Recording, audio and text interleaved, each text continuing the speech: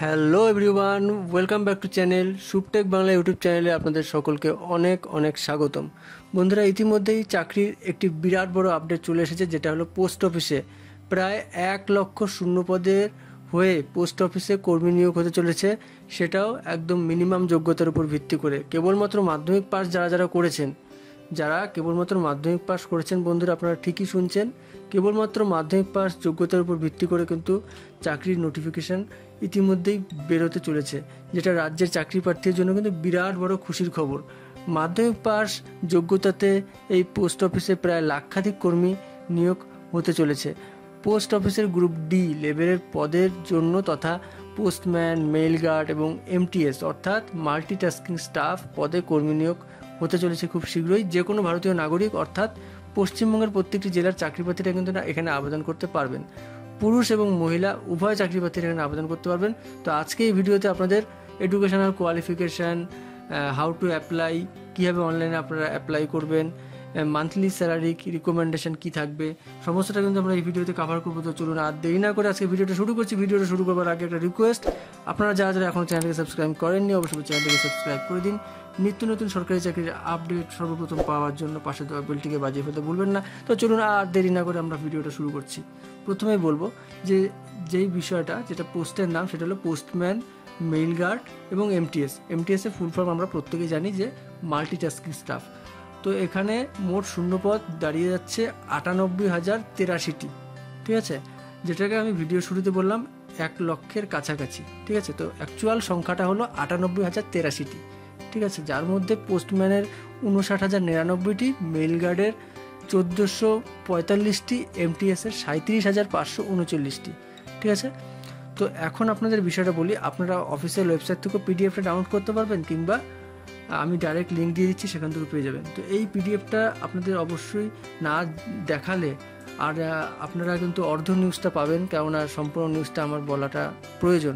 না হলে পশ্চিমবঙ্গের মধ্যে অ্যাকচুয়ালি কিন্তু এত বড় ভ্যাকেন্সি না, এটা হলো বিভিন্ন সার্কেল ওয়াইজ, ঠিক আছে। AP circle, Assam circle, Bihar circle, Chhattisgarh circle, Delhi, Gujarat, Haryana, HP, এই বক্সের মধ্যে কিন্তু আপনারা পেয়ে যাচ্ছেন। এবং বিভিন্ন সার্কেল আছে, যার মধ্যে 23 নম্বর একদম শেষে আপনারা দেখতে পারবেন ওয়েস্ট বেঙ্গল সার্কেল, যেখানে পোস্টম্যান 5,231টি, মেইল গার্ড 155টি, এমটিএস অর্থাৎ মাল্টিটাস্কিং স্টাফের জন্য 3744টি, ঠিক আছে। এইভাবে কিন্তু ভ্যাকেন্সিটা। তো যেই সংখ্যাটা আমি আবারও আশা করি আপনাদের বোঝাতে পারলাম, যেই সংখ্যাটা আমি ভিডিও শুরুতে বলেছি, ঠিক আছে, সেটা কিন্তু এই সমস্ত সার্কেল নিয়ে যেই সংখ্যাটা দাঁড়াচ্ছে সেটা বলেছি, ঠিক আছে। তো আশা করি আপনারা বিষয়টা ক্লিয়ার করতে পারলেন। যেহেতু আমি বাংলায় ভিডিওটা বলছি ওয়েস্ট বেঙ্গলের ক্যান্ডিডেটদের জন্য, তাদের জন্য ভ্যাকেন্সির সংখ্যাটা কিন্তু এরকম, ঠিক আছে। এই হলো বিষয়। তো আবারও বলছি, পশ্চিমবঙ্গ শূন্যপদের জন্য কিন্তু রয়েছে 9,130টি ভ্যাকেন্সি, যার মধ্যে পোস্টম্যান রয়েছে 5,231টি, মেইল গার্ড রয়েছে 155টি, এমটিএস অর্থাৎ মাল্টিটাস্কিং স্টাফ রয়েছে 3,744টি। এটা হলো পশ্চিমবঙ্গের ক্যান্ডিডেটদের জন্য। আশা করি আমি এখনও পর্যন্ত আপনাদের বিষয়টা ক্লিয়ার করতে পেরেছি। তো পশ্চিমবঙ্গের আপনারা কোথা থেকে ভিডিওটা দেখছেন অবশ্যই কিন্তু কমেন্ট করে জানাতে ভুলবেন না, এবং কোনো প্রশ্ন থাকলে কিন্তু কমেন্টে জানাবেন।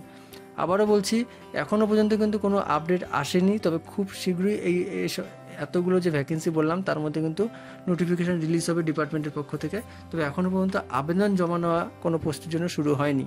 আশা করি আমি এইটুকু বিষয় আমি ক্লিয়ার করতে পারলাম। এখন বলবো এডুকেশনাল কোয়ালিফিকেশান, কেননা প্রত্যেকটি চাকরির ক্ষেত্রেই কিন্তু এডুকেশনাল কোয়ালিফিকেশান একটা বড় বিষয় হয়ে দাঁড়ায়। যার কারণে বলবো, এখানে আবেদন জানানোর জন্য প্রার্থীকে ন্যূনতম মাধ্যমিক অথবা সমতুল্য যে কোনো পরীক্ষা পাশ করে থাকতে হবে, ঠিক আছে। উচ্চতর যোগ্যতা সম্পন্ন প্রার্থীদের আবেদনের ক্ষেত্রে মাধ্যমিক পাস যোগ্যতাই গণ্য হবে। অর্থাৎ আপনি যদি এইচএস 10+2 হিসেবে যদি এইচএস পাস করেন, কিংবা গ্র্যাজুয়েশন, বিএ, বিকম, আপনি যে কোনো কোর্স যদি আপনি উচ্চতর শিক্ষাও যদি করে থাকেন এবং এই চাকরির জন্য আবেদন করবেন, তাহলে কিন্তু আপনার মাধ্যমিক পাস হিসেবেই গণ্য করা হবে। অর্থাৎ আপনার কোয়ালিফিকেশান, কিংবা একজন মাধ্যমিক পাস করেছে তারপরে আর পড়াশোনাই করেনি, তারও কিন্তু সেম কোয়ালিফিকেশান ধরা হবে। কেননা এখানে জাস্ট কোয়ালিফিকেশান চাওয়া হয়েছে, মাধ্যমিক পাস হলে জাস্ট আপনি এক্সামটা দিতে পারবেন, ঠিক আছে, এক্সামে কোয়ালিফাই হলেন, ঠিক আছে। এখন বলবো মান্থলি স্যালারি। কেন্দ্র সরকারের বেতন কমিশন অনুযায়ী এখানে চাকরি প্রার্থীদের বেতন 25,500 টাকা। স্যালারিটা বুঝতেই পারছেন, ভালো, খুব একদম মানে ভালো একটা স্যালারি, 25,500 টাকা। পরবর্তীতে আপনাদের ডিপার্টমেন্টালি এক্সাম হবে, সেখান থেকে আপনার যদি কোয়ালিটি ভালো হয়ে থাকে আপনি ডিপার্টমেন্টালি এক্সাম দেবেন, ঠিক আছে, এবং সেখান থেকে আপনি এক্সটেনশন হবেন, সেটার জন্য বিষয় না। তো এই চাকরির জন্য প্রথম অবস্থায় আপনাদের 25,500 টাকা স্যালারি থাকছে। এখন বলবো এজ লিমিট, ঠিক আছে।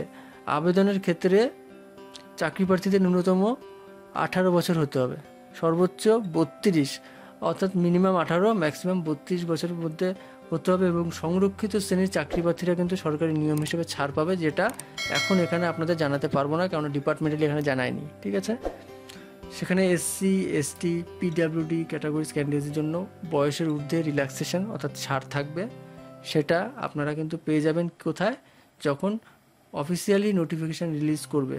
কোনো চাকরির নোটিফিকেশান কিন্তু রিলিজ করেনি, জাস্ট এটাই জানিয়েছে, ঠিক আছে, যে এতগুলো ভ্যাকেন্সির হয়ে পশ্চিমবঙ্গে কিন্তু এতগুলো ভ্যাকেন্সির হয়ে নোটিশ অর্থাৎ রিক্রুটমেন্ট রিলিজ হবে, চাকরির রিক্রুটমেন্ট রিলিজ হবে। সেটা অল ওভার ইন্ডিয়ার জন্য হবে, যার মধ্যে পশ্চিমবঙ্গ সার্কেলের জন্য কিন্তু হবে, ঠিক আছে। এই অবধি আমি আপনাদের ক্লিয়ার করতে পারলাম। এখন অ্যাপ্লিকেশন প্রসিডিওরটা কীভাবে আপনারা আবেদনটা করবেন। তো এখানে আমরা প্রত্যেকেই জানি যে যা যা চাকরির ক্ষেত্রে আমরা আবেদন করি, অনলাইনের মাধ্যমে কিন্তু এখানে আবেদন করা যায়, ঠিক আছে। আবেদনকারীরা অনলাইনের মাধ্যমে আবেদন করতে পারবে। প্রথমে সংস্থার নির্দিষ্ট ওয়েবসাইটে গিয়ে রেজিস্ট্রেশন করতে হবে। রেজিস্ট্রেশন প্রক্রিয়া সম্পন্ন হয়ে গেলে চাকরি প্রার্থীদের লগ ইন করে মূল আবেদনপত্রটি ফিল আপ করতে হবে। প্রয়োজনীয় সমস্ত তথ্য দিয়ে আবেদনপত্রটি ফিল আপ করার পরে আবেদনকারীর ফটো ও সিগনেচার আপলোড করতে হবে। একই সঙ্গে শিক্ষাগত যোগ্যতা অর্থাৎ এডুকেশনাল কোয়ালিফিকেশান এবং বয়সের প্রমাণপত্র ইত্যাদি সমস্ত, সেখানে আধার কার্ড প্যান কার্ড কী লাগবে দেবেন, সেখানে সেই মুহূর্তে সেখানে আপনারা দেখতে পারবেন, ঠিক আছে। সেখানে নথিপত্র কিন্তু আপলোড করতে হবে PDF আকারে, সেই PDFের সাইজ থাকবে, সেটা পরে তো সবশেষে আবেদন ফি জমা করে আবেদনপত্র সাবমিট করতে হবে, ঠিক আছে। এখন আপনাদের বলবো যে নিয়োগ পদ্ধতি। তো নিয়োগ পদ্ধতিটা কিন্তু একটা ইম্পর্টেন্ট বিষয় ভ্যারি করে। সেখানে বলবো লিখিত আপনাদের একটা রিটেন এক্সাম হবে এবং ইন্টারভিউ হবে, ঠিক আছে। তো লিখিত অর্থাৎ ইন্টারভিউ, আপনাদের রিটেন এক্সামে যারা যারা কোয়ালিফাই হবে তাদের জন্য একটা ফিক্সড ডেট থাকবে, সেই ডেটে অর্থাৎ তাদের জন্য তালিকা বের হবে, যারা কারা কারা রিটেন এক্সামে কোয়ালিফাই হয়েছে, তারাই কিন্তু ইন্টারভিউয়ের জন্য ডাক পাবে এবং তাদেরকে ডাকা হবে, সেই সমস্ত চাকরি প্রার্থীদের। এবং লিখিত পরীক্ষার উত্তীর্ণ প্রার্থীরা ইন্টারভিউ প্রক্রিয়ায় অংশগ্রহণ করতে পারবে। ইন্টারভিউ প্রক্রিয়া শেষ লিখিত পরীক্ষা এবং ইন্টারভিউ প্রাপ্ত নম্বরের ভিত্তিতে মেধা তালিকা প্রকাশ হবে, ঠিক আছে। জাস্ট দুটো স্টেপ, ঠিক আছে। রিটেন এক্সাম কোয়ালিফাই ক্যান্ডিডেটদের ডাকা হবে ইন্টারভিউর জন্য, ইন্টারভিউ হওয়ার পরে পরীক্ষার হওয়ার পরে ইন্টারভিউতে প্রাপ্ত নম্বরের ভিত্তিতে মেধা তালিকা প্রকাশিত হবে। ক্লিয়ার? এখন বলবো যে আবেদনের শেষ তারিখ। এই নিয়োগ আবেদন গ্রহণ প্রক্রিয়া এখনও শুরু হয়নি, খুব শীঘ্রই আবেদন গ্রহণ প্রক্রিয়া শুরু হবে, যেটা আমি ভিডিওর শুরুতেই বলেছি। আবেদন গ্রহণ প্রক্রিয়া শুরু হলেই আবেদনের শেষ তারিখ জানা যাবে। বিস্তারিত তথ্যের জন্য সংস্থার অফিসিয়াল ওয়েবসাইটে, এছাড়া আমাদের YouTube channel Suptech Bangla YouTube channel তোমরা রেগুলার ফলো করো। অবশ্যই কিন্তু তোমরা চ্যানেলটিকে সাবস্ক্রাইব করে রাখবে এবং বেল আইকনটিকে বাজিয়ে রাখবে, অল নোটিফিকেশানটা ক্লিক করে রাখবে, তাহলে নেক্সট আপডেটগুলো তোমরা তোমার ফোনের মাধ্যমে পেয়ে যাবে।